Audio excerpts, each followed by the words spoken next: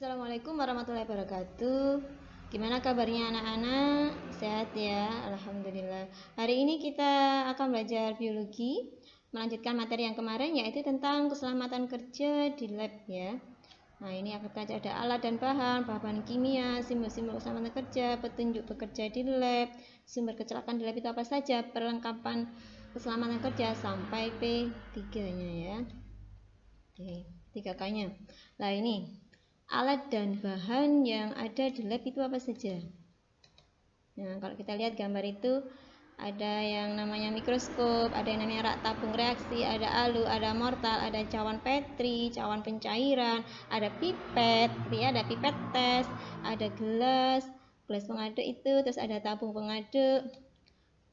Fungsinya apa saja? Nah, di sini sudah saya berikan. Nanti kalian bisa mereka mencatat sendiri.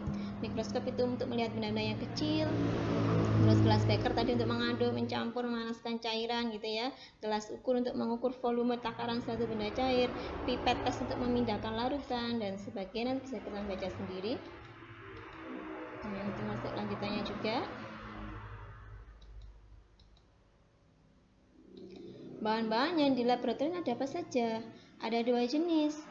Ya, ada bahan kimia dan bahan biologi. Bahan kimia antara lain ada yang namanya alkohol, ada yang namanya aqueous, asam klorida, eter gitu ya. Nanti ada saya berikan daftar sendiri tentang bahan-bahan kimia. Terus ada yang namanya bahan biologi. Bahan biologi itu makhluk hidup dapat berupa hewan, tumbuhan, protista, virus dan bakteri. Bahan-bahan kimia apa saja yang berbahaya? Nah, ini ada asam sulfat, ada amonia, ada karbon disulfat. Nah, ini dengan jenis-jenisnya gitu ya, dengan karakteristik dari bahan itu sendiri. Ini masih sama. Nah, ada keterangannya kalau hidrosulfida menimbulkan apa, kurang beracun atau tidak gitu ya. Nah, simbol-simbol kesehatan apa saja lah. Kalau ada simbol seperti ini berarti dia bahannya mudah meledak. Penanganannya apa? Hindari benturan, gesekan, dan sebagainya ya. Kalau model seperti ini hati-hati, kalau dia dekat sumber api bisa menyebabkan kebakaran. Nah, gimana penanggulangannya? Hindari panas. Bahan-bahan yang seperti ini jangan didekatkan dengan yang panas atau bahan-bahan yang mudah terbakar. Nah, ini ada gambar seperti tengkorak gitu ya. Nah, ini peringatan untuk berhati-hati, berarti bahan kimianya dia beracun. Hindari kontak atau kalau bisa jangan sampai masuk ke dalam tubuh gitu ya. Kalau ada tanda silang seperti ini berarti dia menimbulkan kerusakan kecil pada tubuh. Hindari menghirup ataupun kontak langsung dengan bahan itu ya. Seperti ini berarti tanda seperti ini dia korosif atau merusak jaringan tubuh dan manusia. Petunjuk bekerja di lab. Bekerja di lab itu ada aturannya ya, tidak sembarangan. Kita bekerja di mana saja, mau di pabrik, mau di sekolah, mau di rumah, mau di lab itu pasti ada kemungkinan dia terjadi kecelakaan. Kecelakaan itu bisa jadi karena human error ataupun karena kita tidak mengenal memahami bahan yang ada di lab itu sendiri gitu ya. Makanya kita harus hati-hati, kita harus tahu caranya atau kita harus tahu petunjuk apa yang harus dilakukan di lab gitu ya. Pertama, peraturan di lab harus disusun sedemikian rupa, dipasang atau dipajang gitu ya. Siswa dan guru harus paham. Jadi mereka tahu tindakan apa yang harus dilakukan saat bekerja di lab. Laboratorium harus dilengkapi dengan kotak P3K lengkap dengan obat-obatan ringan yang biasa digunakan dalam menangani kecelakaan di lab dan mudah dijangkau. Kotak P3 seperti ini. Guru di lab harus memahami dan mampu melakukan pertolongan pertama jika terjadi kecelakaan di lab. Berarti gurunya juga harus paham dengan sifat-sifat bahan yang ada di lab itu sendiri. Laboratorium harus dilengkapi dengan alat pemadam kebakaran, baik itu berupa tabung, pasir, air, ataupun karung pemadam gitu ya. Melengkapi lab dengan saklar, pusat arus listrik, keadaan kabel, stop kontak, steker, dan lain-lain pada alat listrik harus diperiksa secara teratur. Petunjuk khususnya, siswa tidak diperkenankan masuk ke lab kecuali dalam perintah dan pengawasan guru. Semua botol yang berisi bahan kimia harus diberi label dengan jelas.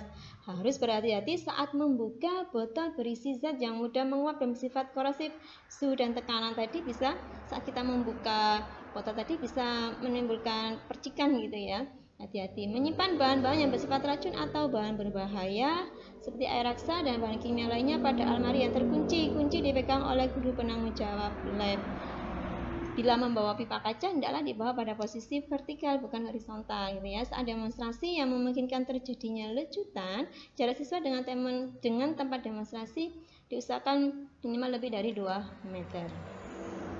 Sumber kecelakaan di lab itu diidentifikasi biasanya disebabkan oleh 3 hal ini, yaitu bahan-bahan kimia yang berbahaya, jenis, sifat, cara penanganan penyakit. Makanya guru itu harus lebih paham ya, guru yang ada di lab itu harus paham dengan bahan-bahan kimia yang ada di labnya. Teknik percobaan bisa saat pencampuran bahan, distilasi, ataupun reaksi kimia lain bisa terjadi ya. Sarana lab yang berupa air, gasis, dan sebagainya itu bisa jadi pemicu kecelakaan juga. Misalnya terjadi konsleting gitu ya. Petunjuk bekerja di lab. Bekerja di lab itu ada aturannya, tidak sembarang kita masuk ke lab. Pertama, harus memakai jas lab. Tujuannya apa? Biar tidak tumpahan itu tidak mengenai kita atau baju kita gitu ya.